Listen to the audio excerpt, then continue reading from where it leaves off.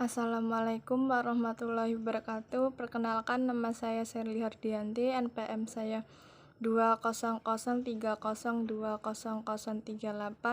Di sini saya akan membahas tentang konsep pemikiran ekonomi Islam pada masa dinasti Abbasiyah.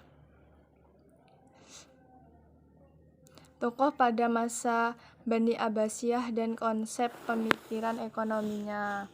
Yang pertama, Al-Mahdi. Konsep pemikiran ekonominya adalah membuat tempat persinggahan jamaah haji, adanya kolam air untuk para hafil dagang, memperbaiki dan memperbanyak jumlah telaga, meningkatkan sektor pertanian dan pertambangan, membuat jalur transit perdagangan timur sampai barat untuk mempermudah khalifah berdagang. Yang kedua, Harun al-Rasyid. Konsep pemikiran ekonomi adalah mewujudkan keamanan, kedalam serta kesejahteraan rakyat, membangun kota Baghdad yang terletak di antara sungai Efrat dan Tigris dengan bangunan-bangunan megah, membuat tempat-tempat peribadatan, membangun sarana pendidikan, kesehatan, perdagangan, dan kesenian, mendirikan Baitul Hikmah sebagai lembaga penerjemah, perguruan tinggi, perpustakaan, dan penelitian, membangun Majelis Al-Muzakarah, lembaga pengkajian masalah-masalah keagamaan yang diselenggarakan di rumah-rumah, masjid-masjid, dan istana. 3. Abu Nawas. Menurut cerita rakyat Irak, ia suka menentang Abu Nawas dengan hal yang aneh, seperti cerita bahwa ia pernah disuruh memindahkan istananya. Yang keempat, Musa al-Hadi. Tak terlalu banyak perkembangan yang terjadi di masa pemerintahan Musa al-Hadi. Usia pemerintahan pun tidak terlalu lama. Ia meninggal dunia pada malam Sabtu 16 Rabiul Awal 170 Hijriah. Konon kematiannya itu tidak wajar. Ibunya Heizuran yang masih keturunan Iran dianggap terlalu sering mencampuri urusan pemerintah. Hal itu tidak disenangi oleh sang khalifah.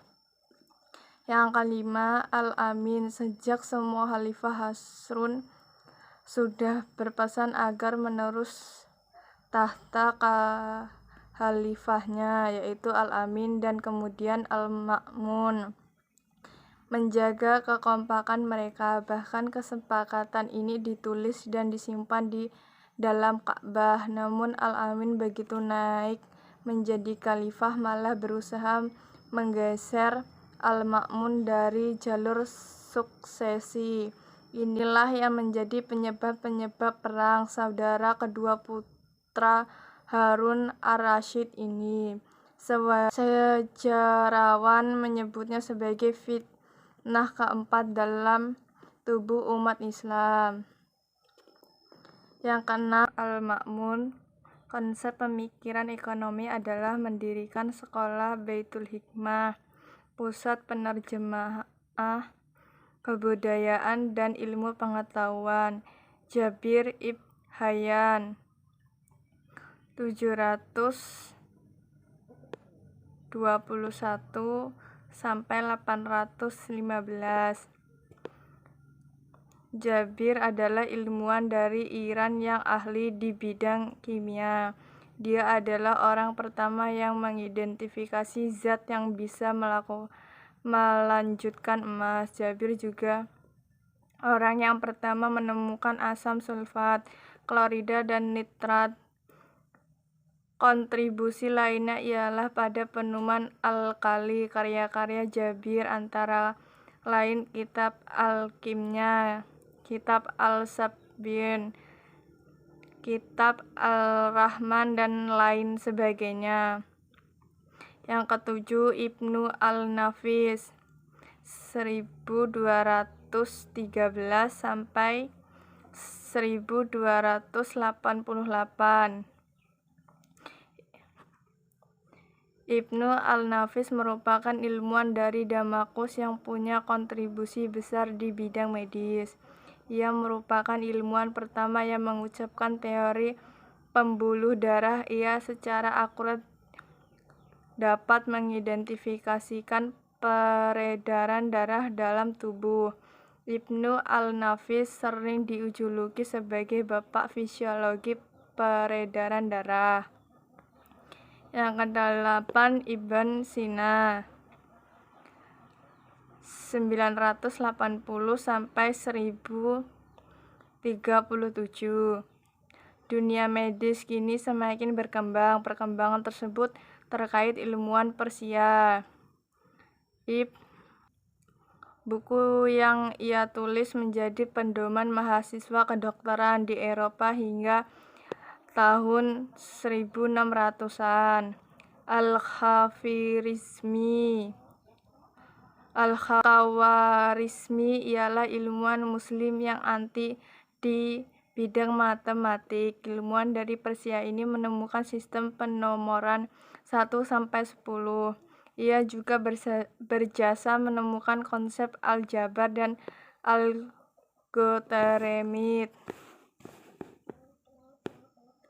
Yang ke-9, Ibnu Khaldun 1332 sampai 1406.